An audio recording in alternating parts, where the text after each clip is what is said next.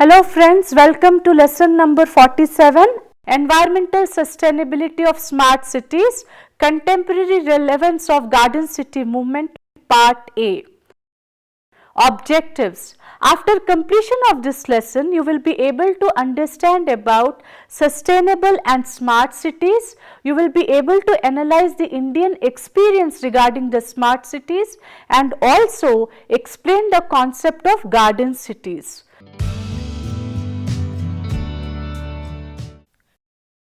Let us begin with the introduction. United Nations has envisioned 17 Sustainable Development Goals (SDGs) with the aim of building and shaping a more prosperous, equal and secure world by the year 2030. The 17 SDGs and 169 targets are part of 2030 agenda for the sustainable development adopted by 193 member states at United Nations General Assembly Summit in September 2015. This came into effect on 1st January 2016. The 11th Sustainable Development Goal is Sustainable Cities and Communities. By 2030, it is estimated that 6 out of 10 people will be city dwellers, and by 2030, the world will have 43 mega cities with more than 10 million inhabitants each. Most of them will be in developing regions. These estimates bring into forefront the significance of cities with specific reference to the environmental sustainability.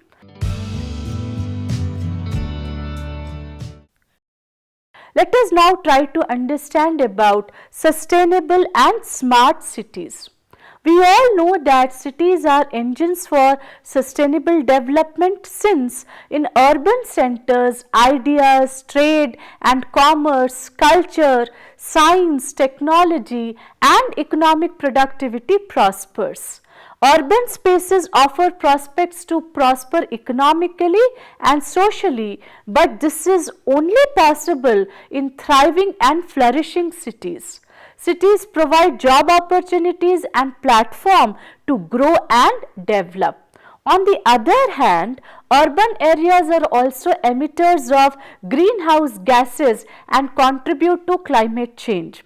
According to the World Health Organization, half of the global urban population breathes air that is 2.5 times more polluted than the accepted standards. Such poor air quality index is a major challenge to the environmental sustainability of the cities. In fact, Honorable Supreme Court of India also has made an observation in this regard.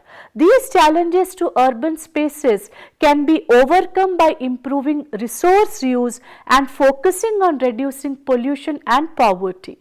Sustainable cities should be able to offer opportunities for all and which provide access to basic services, energy, housing, transportation and more. Cities should optimize efficiency by reducing energy consumption and adopting the green energy systems. For instance, Rizhao, China has become a solar powered city. In its central districts, 99% of the households already use solar water heaters to a great extent. Smart and sustainable cities should provide and focus on clean and green environment, career and business opportunities, public transport, creating green public spaces, safe and affordable housing, building resilient societies and improving urban planning and management in participatory and inclusive ways. However, there are serious challenges in meeting the production and consumption needs of the urban populations for food, energy, water and transport. This is also influencing rural and urban ecosystems to a great extent, both locally as well as globally. There is no denial of the fact that cities are expanding physically, which is compromising the provision of ecosystem services which are vital to cities, like clean air, providing water catchment integrity, helping to control storm water and conserving energy. Ecosystem is also based on urban planning governance and services like water, sanitation and transport and land markets. There is also need to address gender and inclusion and promote equal opportunities to achieve greater social, economic and also environmental benefits. It has been suggested that the building of a green city is equivalent to the building of sustainability. This we find in several references, including that of Bentley, published in 2012. The 1987 report of the World Commission on Environment and Development, which is also known as the Brundtland Commission, defines sustainable development as development that meets the needs of the present without compromising the ability of future generations to meet their own needs.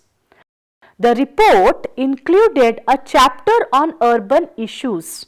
In 1991, the United Nations Center for Human Settlements UNCHS Sustainable Cities Program attempted to define a sustainable city as one where achievements in social, economic and physical development are made to last. This is also part of the United Nations Human Settlements Program report published in 2002.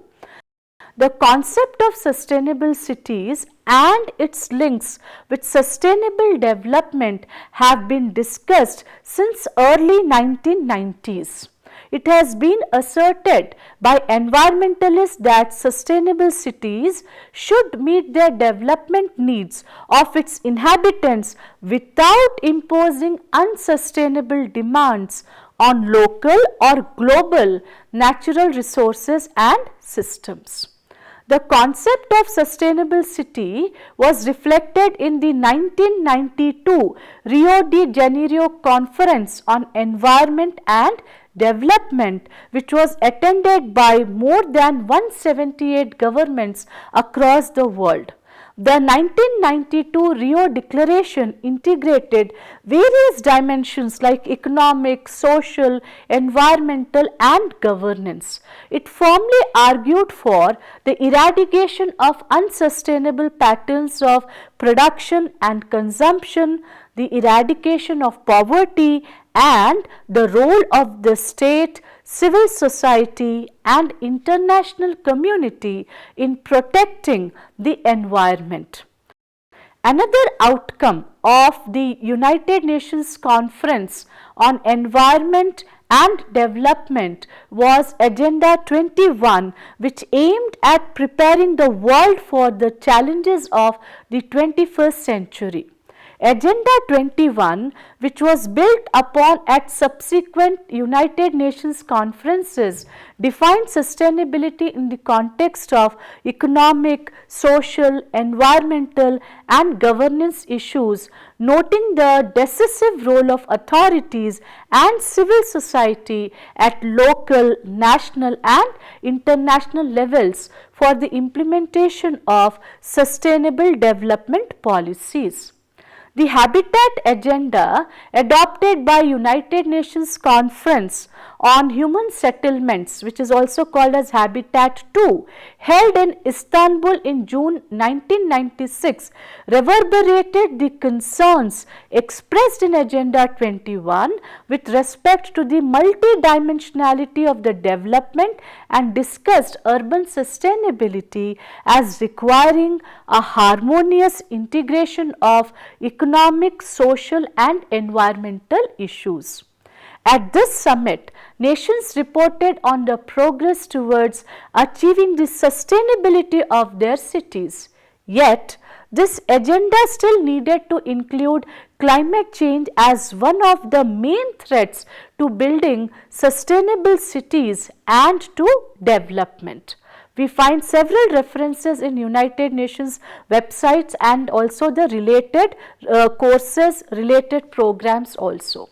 In an increasingly urbanized world which demands more sustainable ways of living, urban governance entails the fostering of urban planning and environmental management, which includes the reduction of ecological footprints and also the decentralization of decision making and resource allocation, as well as enhanced policy coordination between local and national authorities.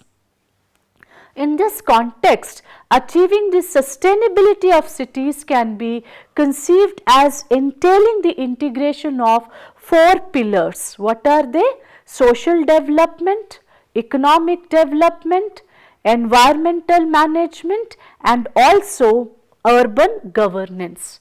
The ways in which a city can build sustainability will reflect its capacity to adapt within the context of its history for the policy priorities and goals defined by each of these pillars.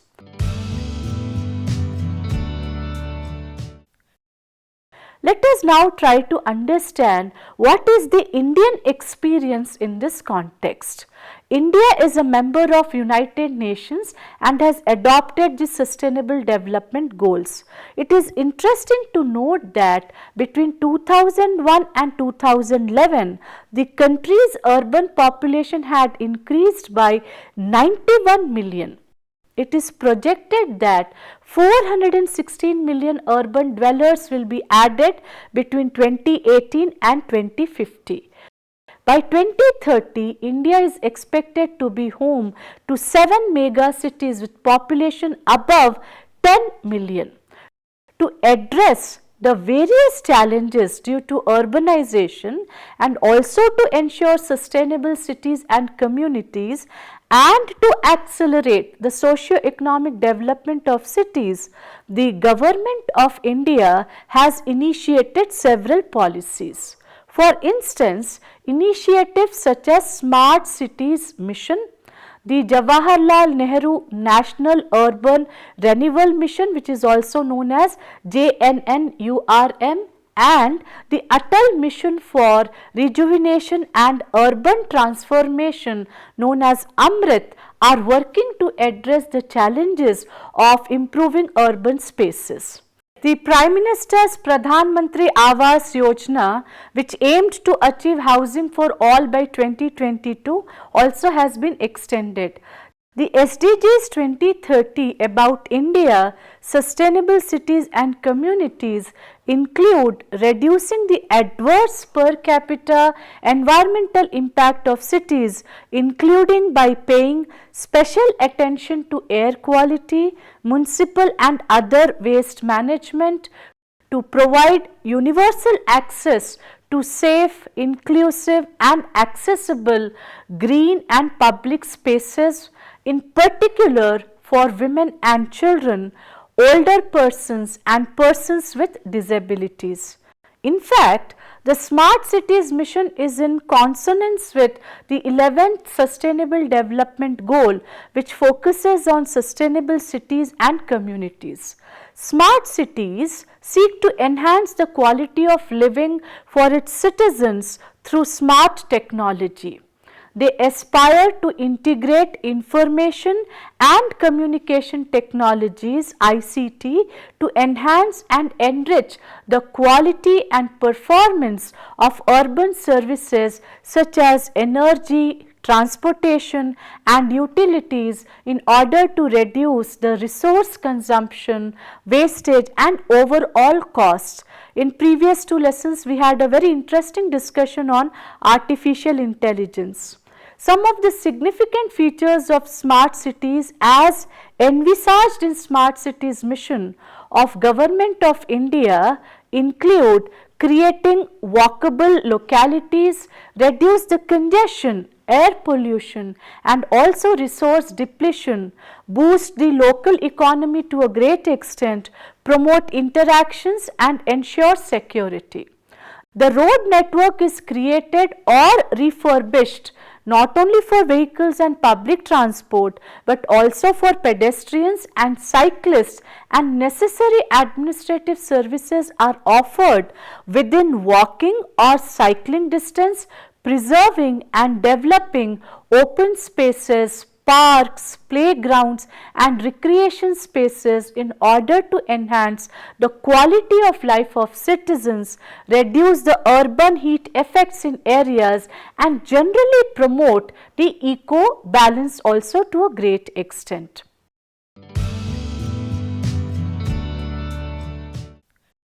Now let us discuss about the concept of garden cities. Several innovations are taking place in the direction of making cities environmentally sustainable. In this context, this particular lesson argues that taking cues from Sir Ebenezer Howard's concept of garden cities, some of the environmental concerns of smart cities can be addressed. Howard published Garden Cities of Tomorrow in the year 1898, the description of a utopian city in which people live harmoniously together with nature. The publication resulted in the founding of the Garden City movement that led to establishment of several garden cities in Great Britain at the beginning of the 20th century. The notion of a garden city is not new. In fact, the images of hanging gardens of Babylon come in the forefront. The introduction of heavily planted cities has tried to capture the impressive nature of constructed urban density and scale, but soften it into a picture of a natural landscape.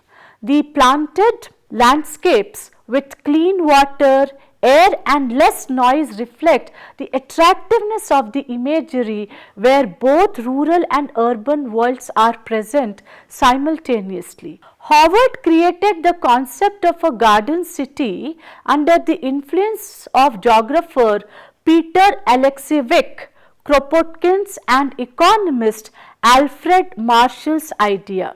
At the end of the 19th and early 20th centuries, Kropotkin predicted the impact of electricity and the development of communication technology on decentralization in urban areas, and that urban residents would enjoy both rural and urban lifestyles at the same time.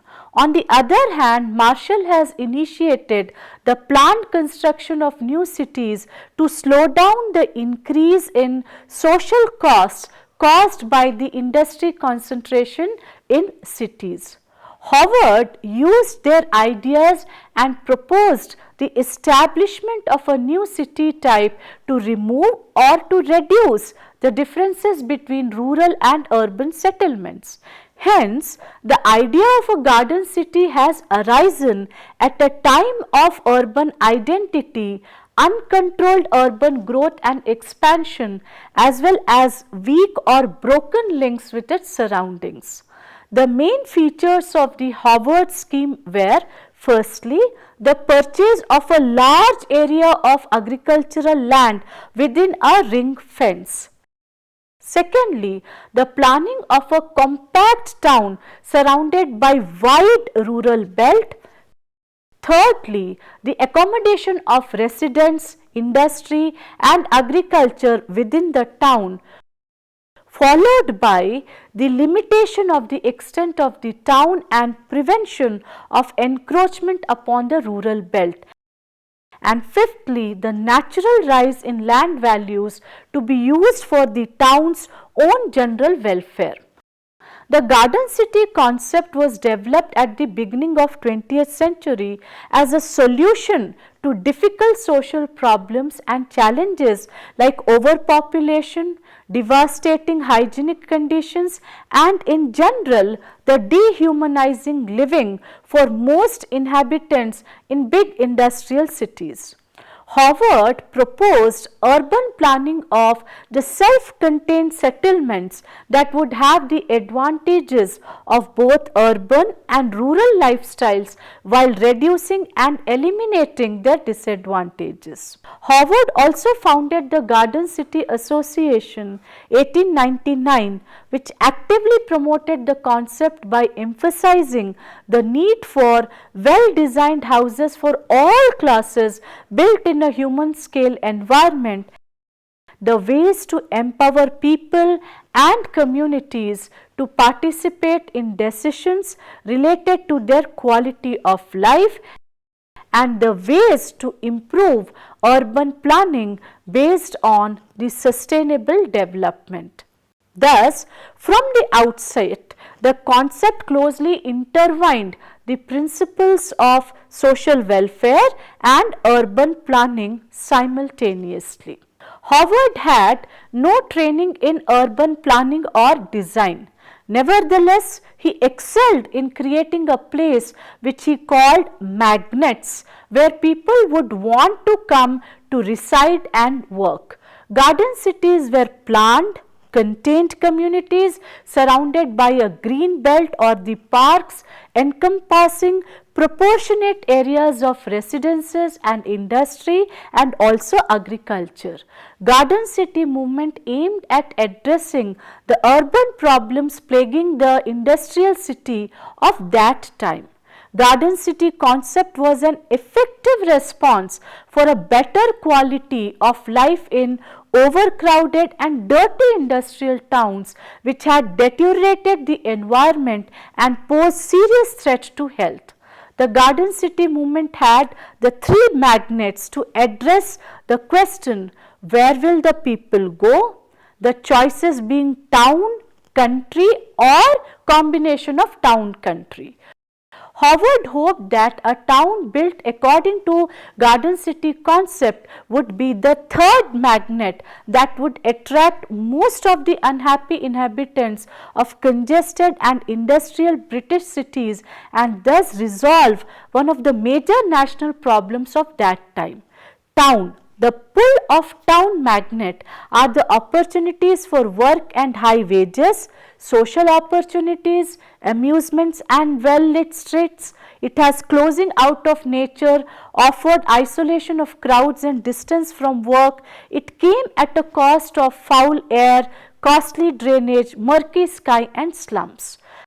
When it comes to country, it offered natural beauty, low rents, fresh air, meadow, but had low wages and lack of drainage.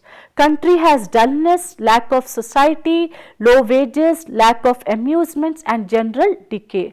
Positive and negative aspects of town include beauty of nature, lack of society, land lying idle, hands out of work, wood, meadow, forest, trespassers, beware, fresh air, low wages, low rents, lack of drainage, abundance of water, lack of amusement, bright sunshine but no public spirit and the need for reform, crowded dwellings and deserted villages.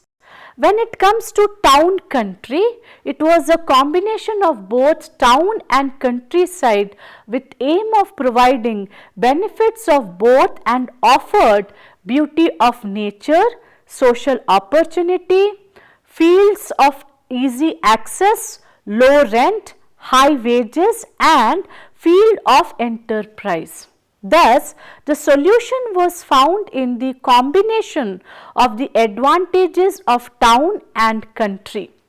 The town country magnet, it was proposed a town in the country and having within it the amenities of natural beauty, fresh air and healthfulness. Thus, The advantages of the town country are seen to be free from the disadvantages of either. The positive and negative aspects of town include social opportunity, closing out of nature, isolation of crowds, high rents and prices, places of amusement, foul air and murky sky, chances of employment, slums and gin palaces, high money wages, costly drainage, well lit streets and palatial edifices. Howard suggested that an ideal garden city is a compact town of 6,000 acres, 5,000 of which is permanently reserved for agriculture. It accommodates a maximum population of 32,000 with parks and private lawn everywhere.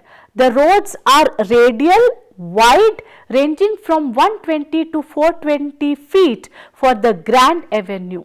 Within the town, functional zoning is present with clearly differentiated spatial zones like residential, commercial, industrial and public uses. The other aspects are unified land ownership and cooperatives with no individual ownership of land. Local community also participated in the decision making regarding the development. After a city reaches its target population, new interconnected nodes can be developed.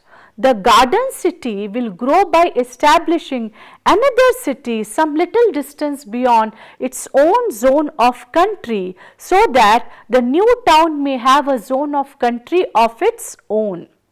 Howard believed that all people agreed the overcrowding and deterioration of cities was one of the troubling issues of their time and also the present time.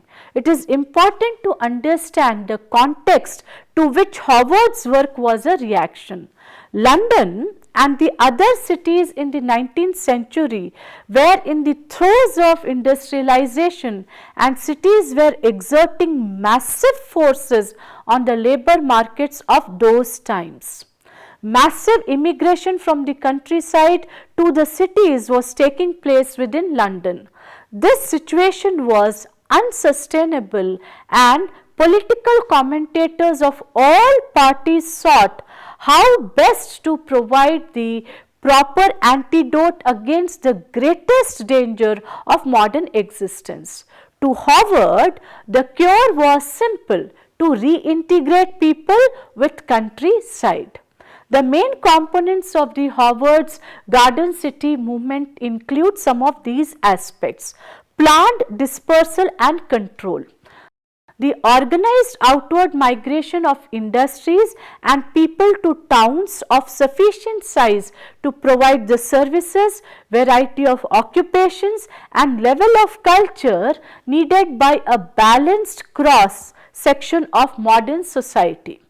Pre-planning of the whole town framework, including the road scheme and also the functional zoning, the fixing of maximum densities, the control of building as to quality and design, but allowing for individual variety and skillful planting and landscape garden design.